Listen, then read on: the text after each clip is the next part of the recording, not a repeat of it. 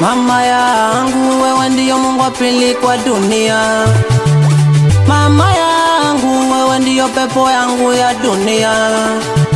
Hizo sarau nifanyie ni mimi kwa mama nitaua. Kuna taarifa nimezisikia, familia yangu mnanyanyaswa.